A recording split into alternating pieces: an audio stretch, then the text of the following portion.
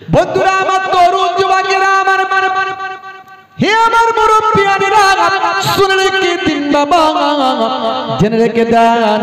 উত্তর প্রদেশের একটা জায়গা আছে, জায়গাটার নাম হলো বাদায়ুন। দেখবেন একটা ট্রেন স্টেশন আছে, জায়গাটার নাম হলো বাদায়ুন। একটা শহর আছে, তৎকালীন যুগে, আজ থেকে কয়েকশো বছর আগের কথা বলছি বাবা, এই বাদায়ুন শহরে কয়েকটি ছেলে তারা খবর জানতে পারলো, হে তরুণ যুবকেরা, ওই পাহাড়ের তলদেশে পাহাড় কেটে কেটে নাকি, পাহাড় কাটতে কাটতে নাকি সেখানে সোনা পাওয়া যাচ্ছে।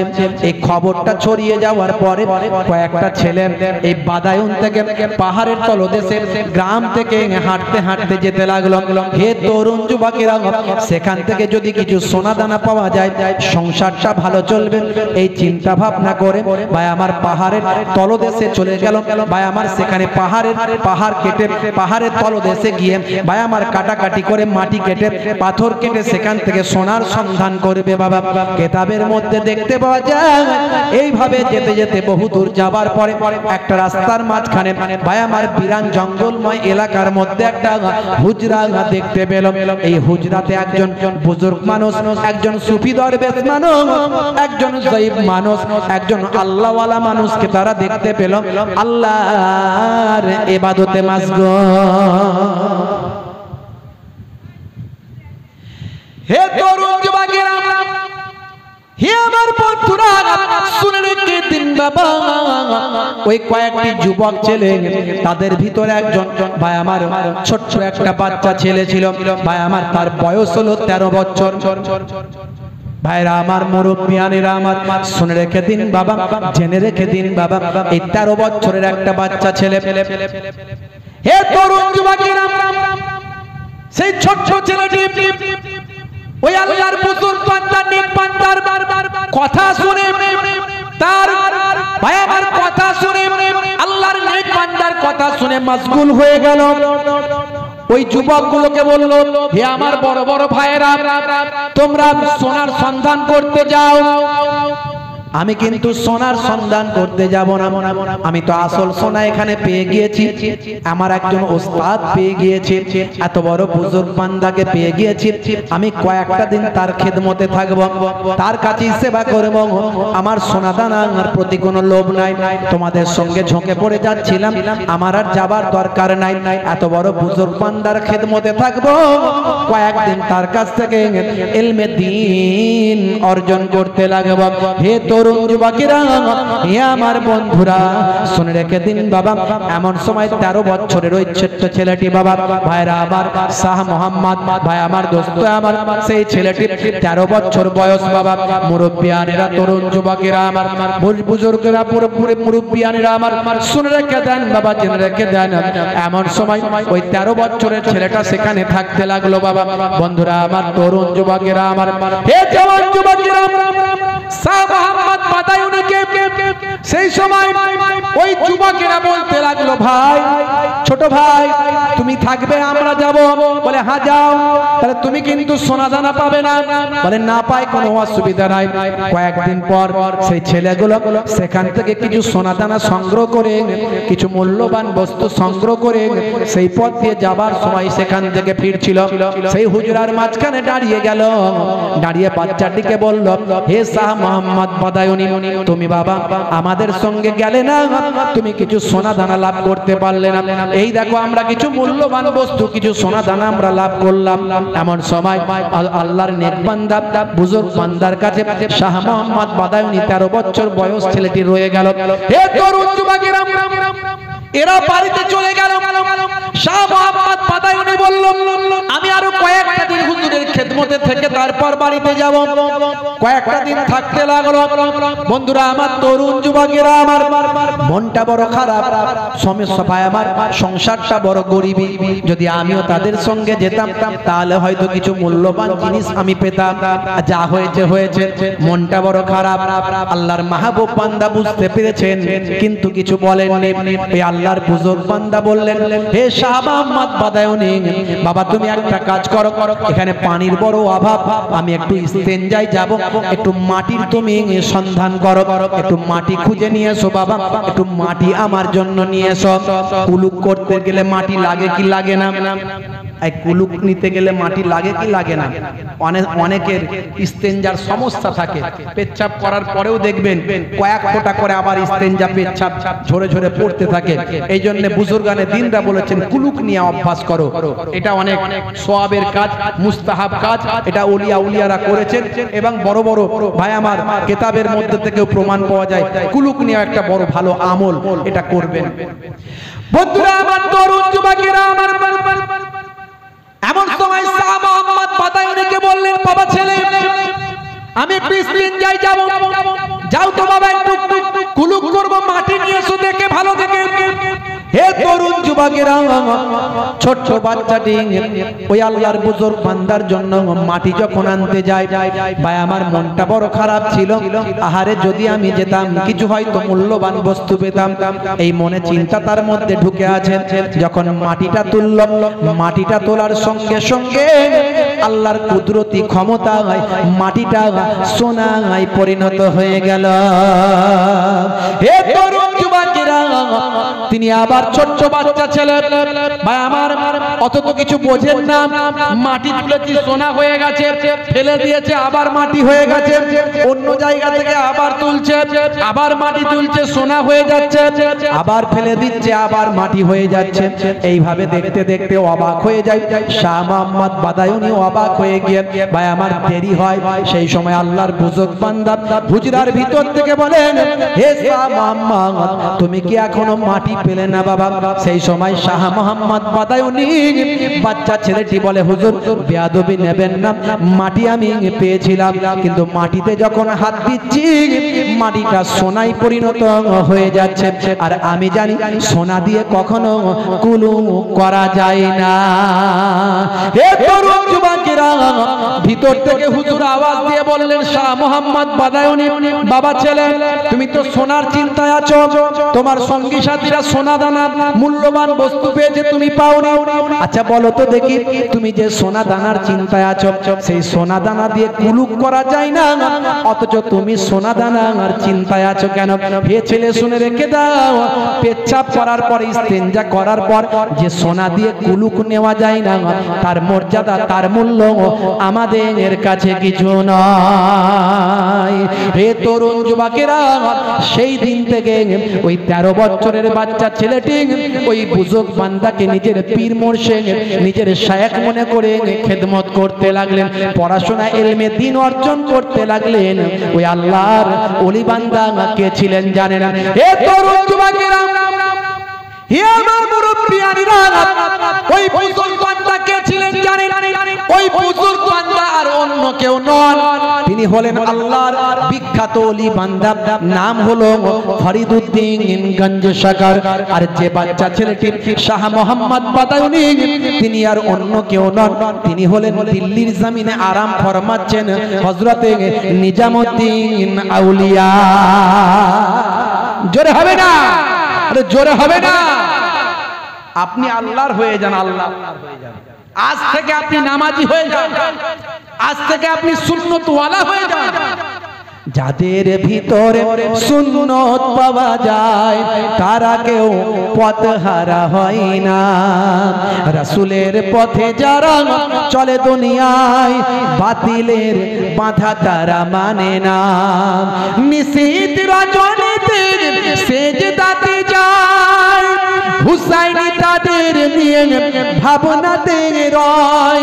বিপদের মাঝে তারা যতই পড়ুক, বিপদের মাঝে তারা যতই পড়ুক, রাসূলের তরিকা ছাড়ে না। যাদের ভিতরে সুন্নত পাওয়া যায় তারা কেউ পথহারা হয় না। কি হবে আমার আমার করে লাপালাপি করে হাঁপাহাঁপি করে দুনিয়া দুনিয়া করে কি হবে? এই যে ভাই আমার কাঞ্চনজঙ্ঘা এক্সপ্রেস দুর্ঘটনা হলো, হয়েছে না হয়নি? বয়স 8 থেকে 80, তাদের কথায় আমি খুব কম আসি, কারণ তাদের বয়সটা হলো বেশি। কথা ঠিক না ভুল? 8 থেকে 80 তাদের কথা আমি কম আসি, তার কারণ হলো তাদের বয়সটা বেশি। তারা জীবনে অনেক ওয়াজ শুনেছেন, অনেক আলোচনা তারা শুনেছেন, অনেক বক্তব্য তারা শুনেছেন, অনেক বড় বড় বক্তাদের আলোচনা তারা শুনেছেন, অনেক যোগ্য যোগ্য আলেমদের ওয়াজ তারা শুনেছেন। যাদের বয়সটা 6 থেকে 36 তাদের কথায় আমি বেশি বেশি আসি, কারণ হয় তারা জান্নাতের টিকিট কাটবে, না হলে জাহান্নামের টিকিট কাটবে। আর যাদের বয়স 80 হয় তারা জান্নাতের টিকিট কেটেছে ভাই, না হলে জাহান্নামের টিকিটটা কেটে নিয়েছে, কেবল কনফার্ম হতে বাকি আছে, ওয়েটিং লিস্টে ঝুলছে। কথা ঠিক না ভুল? 80 বছর ধরে তাদের বয়স হয়ে গেছে, 80 বছর, প্রায় 50 বছর 60 বছর ধরে ওয়াজ শুনছেন। আপনি কি ভাবছেন এখনো কি সে জান্নাতের টিকিট কাটেনি কিংবা জাহান্নামের টিকিট কাটেনি? মনে রাখবেন, হয় সে জান্নাতের টিকিট কেটে নিয়েছে, না হলে জাহান্নামের টিকিট কাটা হয়ে গেছে, শুধু কনফার্ম হতে বাকি আছে, ওয়েটিং লিস্টে ঝুলছে। ট্রেন যখন এসে যাবে, প্ল্যাটফর্মে দাঁড়িয়ে যাবে, টানতে টানতে তুলে নিয়ে হয় জান্নাতের দরজায় পৌঁছাবেন, না হলে জাহান্নামের দরজায় গিয়ে ঠেকিয়ে দেবে। কথা ঠিক না ভুল? 80 বছর বয়স হয়ে গেছে ভাই, 50-60 বছর ধরে ওয়াজ শুনছে। বড় হুজুর, মেজ হুজুর, ছোট হুজুর, কোন হুজুরের ওয়াজ শুনতে বাকি নাই। তারপরেও যদি কেউ বেনামাজি হয়, আপনার কি বুঝতে বাকি আছে সে কোথাকার টিকিট কেটেছে? টিকিটটা কোথাকার কেটেছে, জান্নাতের না জাহান্নামের টিকিট কেটেছে, বুঝতে বাকি আছে কি? বুঝতে বাকি নাই ভাই। পরিষ্কার কথা, ক্লিয়ার। ওয়াজ আমার একদম পরিষ্কার, খোলামেলা আলোচনা করব, প্রাথমিক বিষয় নিয়ে আলোচনা করব, ডিফিকাল্ট বিষয় নাই, কঠিন বিষয় নিয়ে আলোচনা করব না, মৌলিক বিষয় নিয়ে আলোচনা করবে, একটু বোঝার চেষ্টা করবে। আমি আপনাদের এখানে হয়তো এই গ্রামটাই প্রথম এসেছি, এর আগে একবার না দুবার এই পাশের পাড়ায় এসেছিলাম, অনেক দিন আগে। অনেকবার করে এই লক্ষণপুর এলাকা থেকে আমার কাছে ফোন যায়, কিন্তু আমার বেচারেরা ডেট পায় না দীর্ঘদিন ধরে। এই বকরা ঈদের সময় বলে এই সময় ডেট দিতে পেরেছে। যাই হোক, আল্লাহ আনিয়ে দিয়েছেন, এসেছে। খুব সংক্ষেপে একটু প্রাথমিক বিষয়গুলো নিয়ে আলোচনা করব। বন্ধুরা আমার, তরুণ যুবকেরা আমার, হে যুবকেরা শুনে রেখে দেন, তাহলে মুরব্বীদের নিয়ে বেশি আলোচনা আমার নাই। মুরব্বীরা শুনবেন, নিশ্চয়ই শুনবেন, শুনলেও তো সওয়াব আছে, কিন্তু আলোচনা বেশি যুবকদের নিয়ে, যারা এইমাত্র ভাই আমার রাস্তায় চলা শুরু করেছে। তারা কোন দিকে যাবে এখন ঠিক করতে পারে না। হে তরুণ যুবকেরা, হে আমার মুরব্বিয়ানেরা, এই যুবকদের নিয়ে বেশি আলোচনা। যারা শাহরুখ খানের ভক্ত, সলেমান খানের ভক্ত, নায়ক গায়কের ভক্ত, মুসলমানের ছেলে ফ্রি ফায়ার চালায়, টেম্পার দেখায়, বাম্পারটা ঠিক নাই ভাই, গাড়ি ফার্স্ট গিয়ারে মারতে চায় কিন্তু ব্যাক গিয়ারে পেছন দিকে যায়। এরা সপ্তাহে মাত্র একদিন 2 রাকাত জুম্মার নামাজটা পড়ে ভাই, আর মুয়াজ্জিন যখন আজান দেয় তখন বাঁশবাগানের ঝাড়ে গিয়ে ফ্রি ফায়ার চালায়। হে তরুণ যুবকেরা, আমার আলোচনা কিন্তু এদের জন্য ভাই। মুসলমান একটু লক্ষ্য করুন, আপনাকে আমাকে পরিবর্তন হতে হবে। হে বিজ্ঞান মনস্ক মানুষ, হে শিক্ষিত মানুষ, হে যুবকেরা, আপনাকে আমাকে ভাবতে হবে। আমি কিন্তু আপনাকে ভাবানোর জন্য এসেছি, পরিবর্তন করার ক্ষমতা আমার নাই, আমি শুধু আপনাকে ভাবিয়ে দিতে এসেছি। কারণ পরিবর্তন করার মালিক হলেন কে? যারা বলেন কে? পরিবর্তন করার মালিক আল্লাহ। আল্লাহ বলছেন, আমি ততক্ষণ পর্যন্ত ওই কওম, ওই জাতি, ওই গোত্রকে পরিবর্তন করি না যতক্ষণ না সে চেষ্টা করে। চেষ্টা করলে কবুল করার মালিক আল্লাহ। কেসিয়াস গেলে বাপ মুসলমান ছিল না, টাইসন হ্যানুম্যানের বাপ মুসলমান ছিল না, গ্যারি মিলার, মাইকেল জ্যাকসনের বাপ মুসলমান ছিল না। এদেরকে আল্লাহ হেদায়েত করে বিশ্বনবীর শিষ্য বানিয়েছেন। কথা ঠিক না বল? আবার তাসলিমা নাসরিন বাম মুসলমান ছিল, আসাদ নূর বাম মুসলমান ছিল, সালমান রুশদি বাম মুসলমান ছিল। আমার আল্লাহ এদেরকে বেহিদায়েত করে বেঈমান বানিয়েছেন। তাহলে হেদায়েত দেওয়ার মালিককে আর বেহিদায়েত বাবা বেঈমান করানোর মালিককে। যে বান্দা চেষ্টা করবে হেদায়েত হবা, আল্লাহ যদি কবুল করে তাকে হেদায়েত দান করে দেবেন। হে তরুণ যুবকেরা, প্রথমেই যুবকেরা একটু শুনে রাখুন, আপনি কেন ইসলাম ভালোবাসবেন? আপনি কেন কোরআন ভালোবাসবেন? আপনি কেন বিশ্ব নবীকে ভালোবাসবেন, দয়ার নবীকে ভালোবাসবেন? আপনি কেন হাদিস পাককে ভালোবাসবেন? আপনাকে তথ্য দিয়ে বোঝাতে হবে, আপনাকে যুক্তি দিয়ে বোঝাতে হবে। আমি শুধু বলে দিয়ে চলে গেলাম আল্লাহ আছেন, আল্লাহকে মানতে হবে। আপনি একজন সাধারণ মানুষ, আপনি বললেন ঠিক আছে, কিন্তু যদি আমি আপনাকে যুক্তি দিয়ে, তথ্য দিয়ে, প্রমাণ দিয়ে, বিজ্ঞান দিয়ে বুঝিয়ে দিতে পারি, তাহলে আপনার দিমাগে ঢুকে যাবে আর কখনো সেটা বেরোবে না। আজকে আপনি ভাবুন তো দেখি, Tyson, Hanuman, Michael Jackson, Gary Miller, Jennifer, mister David, ভাই আমার গোল্ড ডেভিড থেকে শুরু করে মিস্টার ব্রেইল পর্যন্ত পৃথিবী বিখ্যাত বিখ্যাত ওয়াটার পণ্ডিতেরা, তারা কেমন ভাবে পরিবর্তন হলেন? তারা কিন্তু আমার আপনার ওয়াজ শুনে পরিবর্তন হয়নি, তারা কিন্তু কোনো হুজুর পীর সাহেবের লেকচার শুনে পরিবর্তন হয়নি, তারা কিন্তু কোনোদিন কোনো চেল্লাই গিয়ে পরিবর্তন হয়নি। তারা পরিবর্তন হয়েছে আল্লাহ এবং আল্লাহর কোরআন এবং রাসূলের জীবন জিন্দেগি খানা পড়ে নিয়ে। আল্লাহর কোরআন রাসূলের জীবন জিন্দেগি পড়ে আমি যদি তাকে ওয়াজ করতে যাই, একটা পৃথিবী বিখ্যাত একজন লেকচারার, আমার মতো মোল্লা মৌলবী, তাকে ওয়াজ যদি করি, সে বলে তোমার কথা রাখো তো, সে শুনবে আমার কথা? শুনবে না। সে আমার মতো হুজুর পীর সাহেব, বক্তা, মাওলানা সাহেব, আমরা তো কথাই ঠিক মতো বলতে পারি না, বাংলা ভাষাই ঠিক মতো ব্যবহার করতে পারি না, আরবি ইংরেজি তো দূরের কথা। সে একজন লেকচারার, সে প্রফেসর, সে একজন হায়ার এডুকেটেড, সে একজন অ্যাক্টর, সে একজন অভিনেতা, সে একজন সায়েন্টিস্ট, কেন আমার কথা শুনবে? কোনোভাবে তার মনে হয়েছে একটু কোরআন নিয়ে স্টাডি করি, কোনোভাবে তার মনে হয়েছে দয়ার নবীকে নিয়ে স্টাডি করি, স্টাডি করতে গিয়ে তার ভুল ভেঙেছে, পরিবর্তন। বন্ধুরা আমার, তরুণ যুবকেরা আমার, হে আমার মুরব্বিয়ানেরা, শুনে রেখে দিন বাবা, জেনে রেখে দেন। হে মুসলমান, একটু লক্ষ্য করুন, আপনি কেন আল্লাহকে মানবেন? আপনি কেন দয়ার নবীকে মানবেন? আপনাকে আমি তথ্য দিয়ে একটু প্রথমে বোঝাই, মন দিয়ে শুনবেন। আগে আপনাকে জানতে হবে আল্লাহ আছেন কিনা। আচ্ছা বলুন তো দেখি আল্লাহ আছেন কিনা, একটু প্রমাণ বলুন তো দেখি আল্লাহ আছেন কিনা, একটু বলুন। অন্ধবিশ্বাস, কথা ঠিক না ভুল? আমরা অন্ধবিশ্বাস থেকে বলছি আছে, কিন্তু মিস্টার স্মিথ, মিস্টার ডেভিড, তাকে যদি বলেন আল্লাহ আছেন, সে কি বলে? বাজে কথা বলছো, আল্লাহ ভালো দেখতে পাবো তো? আল্লাহ কই দেখতে পাচ্ছি? সে তো অন্ধবিশ্বাস করবে না। তাকে আপনি কি করে বোঝাবেন? তাকে আপনি কি করে বলবেন যে আল্লাহ আছেন? প্রমাণ করবেন কি করে? আল্লাহ আছেন কি করে প্রমাণ করবেন? পৃথিবীর বুকে মনে রাখবেন 98% কিছু কম বেশি 98% মানুষ হলো আস্তিক, 2% নাস্তিক। 98% কিছু কম বেশি মানুষ। আমরা মুসলমানরা আল্লাহকে মানি, হিন্দুরা ভগবান মানে, খ্রিস্টানরা গড মানে।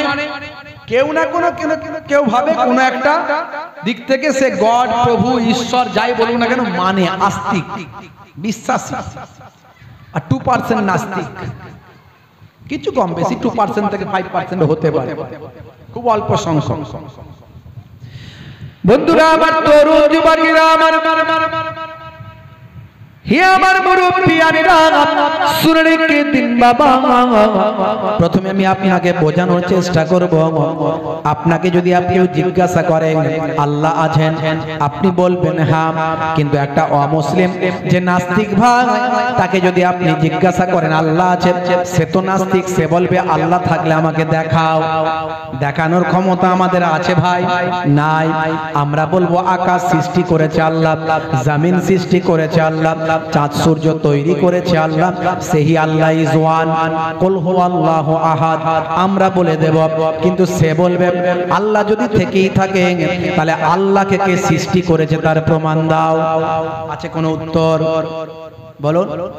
আল্লাহকে কে সৃষ্টি করেছে তার প্রমাণ দিতে পারবেন? রাজার আগে রাজা, নেতার আগে নেতা, জমিদারের আগে জমিদার, বাপের আগে দাদু, তার আগে তার বাপ। আল্লাহর যে আল্লাহ সবকিছু সৃষ্টি করেছে, আপনাকে প্রশ্ন করবে আল্লাহকে কে সৃষ্টি করেছে বলো, প্রমাণ দাও। উত্তর কি দেবেন? আর কারো কাছে কোনো উত্তর আছে আল্লাহকে কে সৃষ্টি করেছে বলতে পারবেন? আমাকে বুঝিয়ে প্রমাণ দিতে পারবেন? তথ্য দিয়ে, বিজ্ঞান দিয়ে, বাস্তবতা দিয়ে প্রমাণ দিতে পারবেন? বন্ধুরা আমার, তরুণ যুবকেরা আমার, আমি আপনাদের মাঝখানে একটা যুক্তি দিয়ে যাই। এটা কোনো তথ্য নয়, এটা কোনো বিজ্ঞান নয়।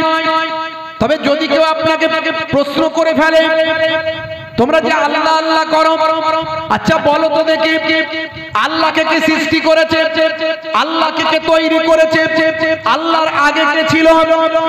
আপনি তাকে তার মতো উত্তরটা প্রথমে দেবেন। এক নাম্বার, তাকে আপনি চুপ করানোর জন্য এই উত্তরটা দেবেন। আপনি বলবেন ইমামে আজম আবু হানিফা রাহমাতুল্লাহ আলাইহির ভাষায়, ইমামে আজম আবু হানিফা রাহমাতুল্লাহ আলাইহি এই কথার উত্তর দিতে গিয়ে বলেছিলেন, ভাই আচ্ছা বলুন তো আমি আপনার আল্লাহকে কে সৃষ্টি করেছেন? নিশ্চয়ই বলবো। তার আগে আপনি বলুন যে আচ্ছা বলুন তো দেখি, আপনি এক থেকে গণনা শুরু করুন। এমন সময় সেই পাদ্রী সাহেব গণনা শুরু করেছিলেন। ভাইরা আমার, নাস্তিক যখন গণনা শুরু করবে 1 2 3 4 5 6 7 8 9 10, ভাই আমার আপনি বলবেন এবারে স্টপ। তখন সেই নাস্তিক স্টপ করে দেবেন। এবার আপনি বলবেন ব্যাকে গণনা শুরু করুন, পেছন দিকে গণনা শুরু করুন। তখন সেই নাস্তিক আবার পেছন দিকে গণনা শুরু করবে, 9 8 7 6 5 4 3 2 1। আপনি স্টপ করতে বলেননি, সে কিন্তু স্টপ করে দেবে। আপনি বলবেন ভাই নাস্তিক ভাই, আপনাকে তো স্টপ করতে বলিনি, আপনি গণনা কেন বন্ধ করলেন? গণনা চালিয়ে যান। এরপরে দেখতে পাওয়া যাবে আবার সেই নাস্তিক ভাই প্রথম থেকে আবার গণনা শুরু করবে, আবার পড়বে 10 9 8 7 6 5 4 3 2 1, আবার স্টপ করে দেবেন। আপনি বলবেন স্টপ তো করতে বলিনি, বন্ধ তো করতে বলিনি, কেন আপনি বন্ধ করলেন? এমন সময় নাস্তিক রেগে গিয়ে বলবে আরে মিয়া, এক হলো সংখ্যার প্রথম, একের আগে কিছু নাই, যা আছে সব একের পরে। আপনি বলবেন আলহামদুলিল্লাহ, আপনার প্রশ্নের উত্তর হয়ে গেছে। আপনি বলেছিলেন আল্লাহকে কে সৃষ্টি করেছেন। শুনে রাখুন, আমার আল্লাহ হলেন এক, আল্লাহ হলেন সবকিছুর প্রথম। যা কিছু সবকিছু আমার আল্লাহ সৃষ্টি করেছেন, আল্লাহর আগে কিছু নাই, যা আছে সব আল্লাহর পরে। জোরে হবে না? এটা কিন্তু কোনো তথ্য হলো না, কোনো দলিল হলো না, কোনো ডকুমেন্ট হলো না, কোনো বিজ্ঞান দিয়ে বোঝানো হলো না। এটা শুধু মুখ বন্ধ করা হলো। কি হলো? শুধু মুখ বন্ধ করা হলো।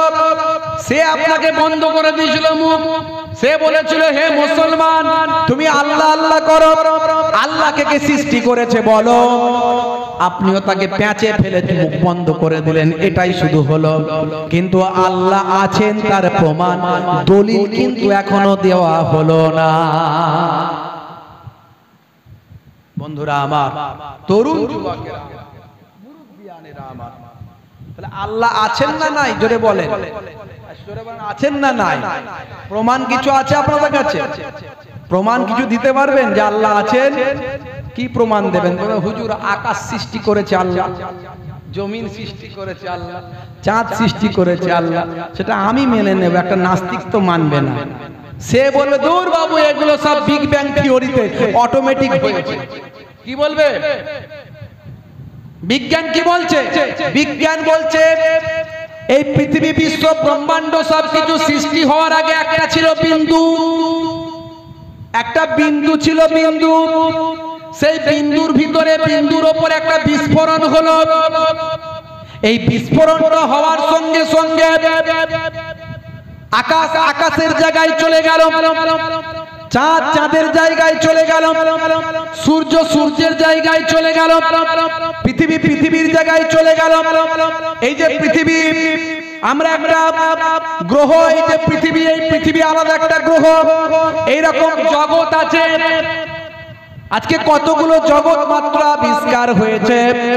ভাইরা আমার, তরুণ যুবকেরা, আমরা জানি ভাই আমার মঙ্গল একটা গ্রহ, ভাই আমার দোস্ত আমার বুধ, ইউরেনাস, নেপচুন, প্লুটো, এইরকম ভাবে কতগুলো গ্রহ আবিষ্কার হয়েছে।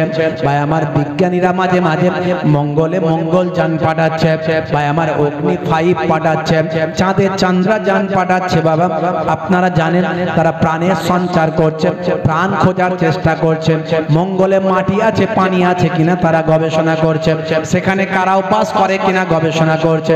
যেমন এই পৃথিবীতে এত মানুষ, এত সবকিছু প্রাণী বসবাস করে, তারা গবেষণা করছে। বাবা হে তরুণ যুবকেরা, হে আমার বন্ধুরা, হে আমার মুরব্বিয়ানেরা, শুনে রেখে দিন বাবা। বিজ্ঞান বলছে তাহলে একটা বিন্দু থেকে সবকিছু সৃষ্টি হয়েছে, বিশ্ব ব্রহ্মাণ্ড। এর নাম দিচ্ছে তারা বিগ ব্যাং থিওরি। তারা বলছে সবকিছু তৈরি হয়ে গেছে একটা বিন্দু থেকে। আবার পৃথিবী যখন, বিশ্ব ব্রহ্মাণ্ড যখন ধ্বংস হবে, তখন সবকিছু গুটিয়ে একটা বিন্দুর মধ্যে চলে আসবে। সবকিছু গুটিয়ে ভাই আমার আগে যেমন ছিল তেমন জায়গায় ফিরে আসবে। যেমন তারা উদাহরণস্বরূপ অনেকে বলে থাকেন একটা গাডার, একটা রাবার, এই রাবারটাকে যখন বাড়ানো হয় অনেক বড় এলাকায় ছড়িয়ে যায় রাবারটা। আবার যখন ছেড়ে দেওয়া হয় তখন আবার সঙ্গে সঙ্গে গুটিয়ে চলে আসে।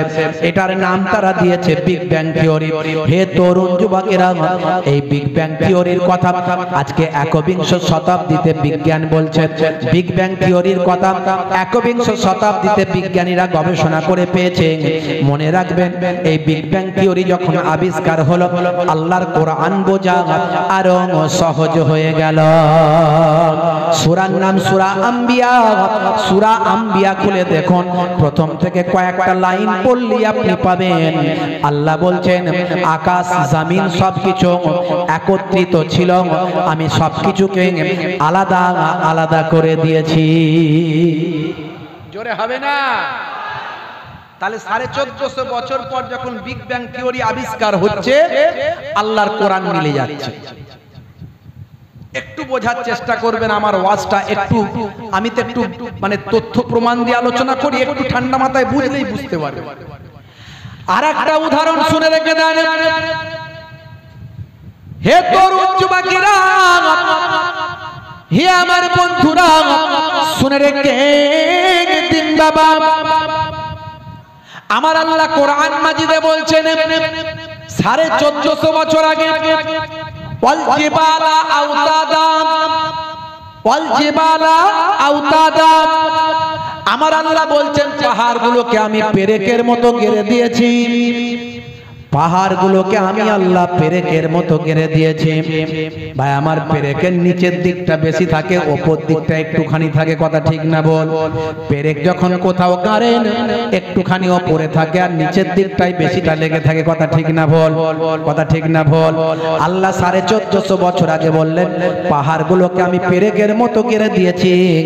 1450 বছর পর 21শ শতাব্দীতে দাঁড়িয়ে পাহাড় নিয়ে যখন বিজ্ঞানীরা গবেষণা করল, বিজ্ঞানীরা গবেষণা করে তথ্য প্রমাণ দিয়ে বের করলাম যে যত পাহাড় আমরা দেখতে পাই, হে তরুণ যুবকেরা, এভারেস্ট থেকে শুরু করে কাঞ্চনজঙ্ঘা পর্যন্ত যত পাহাড় আমরা দেখতে পাই, ওই পাহাড়গুলোর 90% জমিনের নিচে আছে।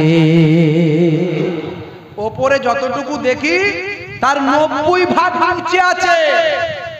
এটা আমরা বলছি না, বিজ্ঞানীরা গবেষণা করছে। তাহলে আজকের বিজ্ঞানী যেটা বললো 1450 বছর আগে আল্লাহর কোরআন, সেটা প্রমাণিত হলো কি হলো না? জোরে বলেন, হলো না? হলো না? এরকম অসংখ্য তথ্য দেওয়া যায়। বন্ধুরা আমার, তরুণ যুবকেরা আমার, হে আমার মুরব্বিয়ানিরা, হে জওয়ান যুবকেরা, শুনে রেখে বাবা, খুব ঠান্ডা মাথায় শুনবেন একটু। কোপারনিকাস গ্যালিলিও এলো, তারা দূরবীন আবিষ্কার করলো। কোপারনিকাস গ্যালিলিও আসার আগে, তৎকালীন আগে তখনকার মানুষ তারা গবেষণা করে বলেছিল, না না, হে তরুণ যুবকেরা, হে আমার বন্ধুরা, শুনে রেখে দেন, জেনে রেখে দেন, সূর্য পৃথিবীর চারিদিকে ঘুরে বেড়াচ্ছে। কোপারনিকাস গ্যালিলিও এসে বলল, না না, পৃথিবী সূর্যের চারিদিকে ঘুরে বেড়াচ্ছে। কথা ঠিক না ভুল? কোপারনিকাস গ্যালিলিও দূরবীন আবিষ্কার করে বলল, পৃথিবী সূর্যের চারিদিকে ঘুরে বেড়াচ্ছে। হে তরুণ যুবকেরা, বর্তমানে একবিংশ শতাব্দীতে বিজ্ঞানের অনেক ডেভেলপমেন্ট হলো। আজকে ইসরোর মতো গবেষণা কেন্দ্র তৈরি হয়েছে, নাসার মতো গবেষণা কেন্দ্র তৈরি হয়েছে। মহাকাশ গবেষকরা তারা বলছেন, না না, পৃথিবী সূর্যের চারিদিকেও ঘোরে না, আর সূর্য পৃথিবীর চারিদিকে ঘোরে না। কেউ কারো চারিদিকে ঘুরছে না, বরং যে যার নিজের নিজের প্রত্যেকেই যে যার কক্ষপথে ঘুরে বেড়ায়। সূর্য ঘুরছে, চন্দ্র ঘুরছে, কেউ কারো চারিদিকে নয়, যে যার নিজের নিজের কক্ষপথে ঘুরে বেড়ায়। আজকের বিজ্ঞানীরা যেটা গবেষণা করলো 1450 বছর আগে, আল্লাহর কোরআন সেটা আগে বলে দিল। সূরার নাম হলো সূরা রহমান। সূরা রহমান খুলে দেখুন, আমার আল্লাহ সেইখানে বলছেন, আশ-শামসু ওয়াল কামারু বিহুসবান, সূর্য এবং চন্দ্র যে যার নিজের নিজের কক্ষপথে ঘুরে বেড়ায়। প্রমাণ মিলছে না মেলেনি? আর জোরে বলেন, মিলছে না মেলেনি? আজ বোঝা যাচ্ছে নাকি? আজ বোঝা যাচ্ছে? কটা উদাহরণ দেবো এরকম? আরো উদাহরণ যদি নিতে চান, আর একটা দিয়ে দিই, অনেক আছে, দিতে গেলে তো শেষ হয়ে যাবে, এইভাবে চলতেই থাকবে। আরো একটা উদাহরণ দিয়ে বেশি দেব না। বন্ধুরা আমার, তরুণ যুবকেরা আমার, হে আমার মুরব্বিয়ানেরা, শুনে রেখে দিন বাবা, জেনে রেখে দেন, 1942 সালটা হলো 1942 সাল। পৃথিবী বিখ্যাত একজন মেরিন বিজ্ঞানী, মেরিন সায়েন্টিস্ট, নাম হলো তার মিস্টার জ্যাক ভিকোস্টা। ভাই আমার, মিস্টার জ্যাক ভিকোস্টা একজন মেরিন সায়েন্টিস্ট, মানে সামুদ্রিক বিজ্ঞানী। তিনি গবেষণা করে বের করলেন, পৃথিবীর বুকে দুটো সমুদ্রের পানি একসঙ্গে মিলিত হয়েছে। প্রথম গবেষণা করে পাওয়া গেল 1942 সালে। ভাই আমার, দোস্ত আমার, তিনি অবাক হয়ে গেলেন, দুটো সমুদ্রের পানির, দুটো পানির কালার আলাদা, দুটো পানির বৈশিষ্ট্য আলাদা, দুটো পানির গুণগত মান আলাদা, দুটো পানির একসঙ্গে মিলিত হয়েছে, কিন্তু মিলিত হওয়ার পরেও তাদের কালারটা মিলেমিশে একাকার হয়ে যায় না। এমন সমুদ্র ইন্টারনেটে দেখেছেন না দেখেননি? কারা কারা দেখেছেন? হাত তুলে দেখান তো দেখি। এত মানুষ দেখেছে, তাহলে আমি বাজে কথা বলছি না। মিস্টার জ্যাক ভিকোস্টা তিনি অবাক হয়ে গেলেন। হে তরুণ যুবকেরা, হে আমার বন্ধুরা, তিনি একজন মেরিন সায়েন্টিস্ট, তিনি একজন সামুদ্রিক বিজ্ঞানী। সমুদ্রের তলায় গিয়ে দীর্ঘদিন ধরে যন্ত্রপাতি নিয়ে গবেষণা করলেন, করে বিভিন্ন তথ্য বের করলেন, কিন্তু আসল কারণটা বের করতে পারলেন না, যে দুটো সমুদ্রের পানি একসঙ্গে মেলার পরেও মিলেমিশে একাকার কেন হয়ে যায়নি, কালার কেন পরিবর্তন হয়ে যায়নি, যে যার নিজস্ব কালার কেমন করে, রং কেমন করে ধরে রেখেছে, যে যার নিজস্ব বৈশিষ্ট্য কেমন করে ধরে রেখেছে, যে যার নিজস্ব, ভাই আমার, গুণগত মান কেমন করে ধরে রেখেছে। অবাক হয়ে গেলেন বিজ্ঞানী। বন্ধুরা আমার, তরুণ যুবকেরা আমার, অনেকগুলো তথ্য তিনি দিয়েছিলেন। যখন তিনি সেই তথ্যটা আবিষ্কার করে যখন মানুষের সামনে পেশ করলেন, মুসলিম বিজ্ঞানীরা বললেন, হে মিস্টার জ্যাক, আপনি যে তথ্যটা দিচ্ছেন, এই তথ্যটা 1450 বছর আগে এই দুই সমুদ্রের কথা আমরা আল্লাহর কোরআনে পেয়েছি। মিস্টার জ্যাক বলেন এটা কি সম্ভব? আমি 1942 সালে আবিষ্কার করেছি, পৃথিবীর মানুষ তো জানতো না। কোরআনে কেমন করে এলো? বলে কোরআন হলো আল্লাহর লেখা, আল্লাহর পক্ষ থেকে বাণী, পৃথিবীর মানুষের বাণী নয়।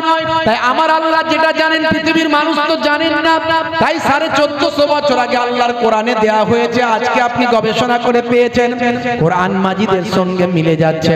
সে তরুণ যুবকেরা, সূরার নাম হলো সূরা রহমান। সূরা রহমান খুলে দেখুন। হে যুবকেরা, তোমাদের জন্য এই ওয়াজগুলো করছি। যারা তোমরা আল্লাহকে বিশ্বাস করতে গিয়ে মনটা দনমন হয়, যারা নবীর প্রতি ঈমান আনতে গিয়ে মনটা দনমন হয়, যারা মনে মনে করো নামাজ পড়লেও হবে না পড়লেও হবে, পৃথিবীর বড় বড় বিজ্ঞানীরাও অবাক হয়ে যায়। আজকে 21 শতাব্দীতে যেটা গবেষণা করে সেটা 1450 বছর আগে কোরআন মাজিদে কেমন করে লিপিবদ্ধ হয়। 1450 বছর আগে আল্লাহর কোরআন বলল, হে দুনিয়ার মানুষ শুনে রেখে দাও, মারাজাল বাহরাইনি ইয়ালতাকিয়ান বাইনাহুমা বারযাখুল লা ইয়াবগিয়ান। জোরে হবে না? জোরে হবে না? আল্লাহর কোরআন বলছে, হে দুনিয়ার মানুষ শোনো, মারাজাল বাহরাইনি, ভাই আমার বাহারুন কথার অর্থ হলো সমুদ্র, আর বাহরাইনি মানে হলো দুটো সমুদ্র।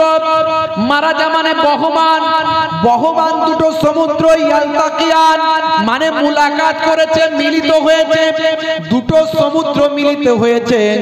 বাইনাহুমা বারযাখুল লা ইয়াবগিয়ান, কিন্তু তাদের ভিতরে, তাদের মাঝখানে আমি আল্লাহ একটা কুদরতি আবরণ দিয়েছি, যাতে তারা মিলেমিশে একাকার হতে পারে না। হে তরুণ যুবকেরা, হে আমার বন্ধুরা, 1450 বছর আগে আল্লাহর কোরআন যা বলেছে, দয়ার নবীর হাদিস যা বলেছে, সব আজকের যুগে বিজ্ঞান বাস্তবতায় প্রমাণিত হয়ে যায়। বন্ধুরা আমার, তরুণ যুবকেরা আমার, হে আমার মুরব্বিয়ানিরা, হলিউডের একজন বিখ্যাত ফিল্ম স্টার, নাম হলো mister Dew Davis. Dew Davis কিন্তু নাস্তিক ছিল। সে কোন রকম গড, প্রভু, আল্লাহ, ভগবান, ঈশ্বর বিশ্বাস করত না। মিস্টার ডিউ ডেভিস হলিউডের একজন বিখ্যাত ফিল্ম স্টার। আমি বেশি কথা তাকে নিয়ে বলবো না, অনেক কথা তাকে নিয়ে আছে, বেশি কথা বলবো না। কোনোভাবে তার বন্ধু সঙ্গী সাথীদের মাধ্যমে জানতে পেরেছে যে আল্লাহকে মানতে হবে, কেউ বলে ভগবানকে মানতে হবে, কেউ বলে ঈশ্বরকে মানতে হবে, কেউ বলে গডকে মানতে হবে, কিন্তু তিনি কাউকেই তো মানেন না। হে তরুণ যুবকেরা, তিনি ডিসাইড করলেন, ঠিক করলেন, আমি সমস্ত ধর্মগ্রন্থ নিয়ে পড়াশোনা করব, আমি ধর্মগ্রন্থ নিয়ে জানার চেষ্টা করব সত্যি কি কোনো গড আছে, প্রভু আছে। যদি কোনো গড থাকে, যদি কোনো প্রভু থাকে কিংবা আল্লাহ থাকে, তার পক্ষ থেকে একটা কিতাব থাকবে, কথা ঠিক না ভুল? পৃথিবীর মানুষের জন্য তার পক্ষ থেকে একটা বাণী থাকবে, তার পক্ষ থেকে একটা ভাই আমার লিফলেট থাকবে, একটা প্রচার পত্র থাকবে, একটা কিতাব থাকবে। আর সেই কিতাবটা যদি সত্য বলে প্রমাণিত হয়, সেই কিতাবের যিনি প্রভু, তাকে আমি মেনে নেব। Mister Dew Davis, who is man? He is the greatest actor in Hollywood. তিনি একজন বিখ্যাত একজন অভিনেতা, হলিউডের পৃথিবী বিখ্যাত একজন অ্যাক্টর। সেই সময় মিস্টার ডিউ ডেভিস তিনি বললেন, যদি আমি সব কিতাবগুলো নিয়ে রিসার্চ করব, গবেষণা করব, আমি কোরআন নেব, কুরআন নেব, বাইবেল নেব, ত্রিপিটক নেব, জিন্দাবেশ নেব, আমি সব নেব, নিয়ে আমি গবেষণা করব। যদি সত্যি প্রভু থেকে থাকেন, তাহলে তার পুস্তকটা সঠিক হবে। আর পুস্তকটা যে সঠিক, আমি কি করে বিশ্বাস করব? তিনি তিনটে শর্ত চাপালেন। এই তিনটে শর্ত যে পুস্তকে পাওয়া যাবে সেই পুস্তক সত্য, আর সেই পুস্তকে যে প্রভুর কথা বলা হয়েছে সেই প্রভুও হবে সত্য। তিনি বললেন, আমার এক নাম্বার শর্ত হলো যে পুস্তকটা প্রভুর কাছ থেকে আসবে, সেই পুস্তকটা যখন থেকে এসেছে পৃথিবীতে, তখন থেকে সংরক্ষিত অবস্থায় থাকবে। সংরক্ষিত বলতে কি? সংরক্ষিত বলতে সংরক্ষণ করে রাখা আছে। সেই পুস্তকটাকে কেউ পরিবর্তন করতে পারেনি, কেউ সংশোধন সংযোজন করতে পারেনি, কেউ তাতে প্লাস মাইনাস করতে পারেনি, মানে একদম সংরক্ষণ করা। যদি সত্যি প্রভুর কাছ থেকে এসে থাকে, সংরক্ষণ করা থাকে। এটা হলো তার প্রথম শর্ত। দ্বিতীয় শর্ত হলো, যদি সেটা আমার 1 নাম্বার শর্ত মিলে যায়, 2 নাম্বার শর্ত সেখানে আমি খুঁজবো, সেটা হলো সেই পুস্তকের মধ্যে কোন রকম বৈপরীত্য থাকবে না, বিরুদ্ধতা থাকবে না। মনে করুন প্রথম পাতায় একটা বিষয় এক কথা বলা হলো, শেষ পাতায় ওইটা নিয়ে আবার অন্য কথা বলা হলো। আরো সহজ করে বলি, কোথাও বলা হলো চলবে, কোথাও বলা হলো চলবে না। এইটাকে বলা হয় বৈপরীত্য, বিরুদ্ধতা। ভাই আমার, একটার সঙ্গে একই বিষয়ে একটার সঙ্গে আর একটার মতবিরোধ, এটা কখনো থাকা চলবে না। কারণ প্রভুর কাছ থেকে যদি হয়ে থাকে, প্রভু কখনো 2 নম্বরই কথা বলবে না। এক জায়গায় হ্যাঁ বলবে, আর এক জায়গায় সেটাই না বলবে, এটা কখনো হতে পারে না। 2 নাম্বার শর্ত যদি আমার মিলে যায়, 3 নাম্বার শর্ত হলো, হে তরুণ যুবকেরা, এমন কিছু তথ্য সেখানে পাওয়া যাবে যেগুলো প্রভুর কাছ থেকে যদি হয়ে থাকে, পৃথিবীর মানুষ সেটা জানবে না। কারণ প্রভু যখন পাঠাচ্ছেন, পৃথিবীর মানুষ জানে না বলি তো সেটা পাঠাচ্ছে। 3টে জিনিস সেখানে মিলতে হবে। ওই পুস্তকে 3টে শর্ত পেতে হবে, তাহলে সেই পুস্তককে সত্য বলে মানব। আর পুস্তক যদি সত্য বলে প্রমাণিত হয়, তাহলে পুস্তক যার কাছ থেকে এসেছে, পুস্তক যাকে মানতে বলেছে তাকে আমি মানব। জোরে হবে না? আরে জোরে হবে না? বন্ধুরা আমার, তরুণ যুবকেরা আমার, পৃথিবী বিখ্যাত অ্যাক্টর মিস্টার ডিউ ডেভিস, তিনি অ্যাক্টিং বাদ দিলেন, 6 মাসের জন্য আর অভিনয় করলেন না। হলিউড ফিল্ম স্টার, ভাই আমার, হলিউডের মতো জগতে তিনি সেখানে অ্যাক্টিং বাদ দিয়ে, অভিনয় বাদ দিয়ে 6 মাসের জন্য তিনি বাড়িতে চলে গেলেন। 6 মাসের জন্য রেস্ট নিলেন। সেই রেস্ট নিয়ে 6 মাস ধরে গবেষণা করলেন পৃথিবীর বিভিন্ন ধর্মগ্রন্থগুলো। হে তরুণ যুবকেরা, কোরআন নিলেন, কুরআন নিলেন, বাইবেল নিলেন, জিন্দা বেশ নিলেন। এইভাবে পৃথিবীর বিভিন্ন ধর্মগ্রন্থগুলো, বেশ ভাই আমার, গণ্যমান্য ধর্মগ্রন্থ, যে ধর্মগ্রন্থ নিয়ে পৃথিবীতে আলোড়ন আছে, সেই মূল ধর্মগ্রন্থগুলো নিয়ে তিনি চলে গেলেন। বেশিরভাগ মানুষ যে ধর্মগ্রন্থগুলো মানে, সেইগুলো নিয়ে গবেষণা শুরু করলেন। হে তরুণ যুবকেরা, হে আমার বন্ধুরা, এই গবেষণা করে 6 মাস পরে তিনি যখন বাইরে বের হলেন, বুকে করে আল্লাহর কোরআন মাজিদটা চেপে ধরলেন, আর বলতে লাগলেন, 6 মাস ধরে গবেষণা করে আল্লাহর কোরআনকে সত্য বলে প্রমাণ পেয়েছি। সঙ্গীরা বলল, আপনার 3টে শর্ত কি মিলেছে? বলে হ্যাঁ মিলেছে। 1 নাম্বার শর্ত ছিল সংরক্ষিত থাকবে, যে গ্রন্থ সত্য হবে সেটা সংরক্ষিত হবে।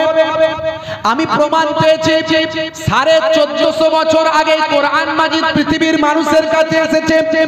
1450 বছর ধরে কোরআন মাজিদে এমন ভাবে সংরক্ষিত যে কোরআন মাজিদের একটা জের জবর কেউ পরিবর্তন করার পৃথিবীর কোনো মানুষের ক্ষমতা হয় না। হয়েছে? যেরকম হয়েছে। শুধু তাই নয়, কোরআন মাজিদ শুধু আলমারিতে তোলা নাই।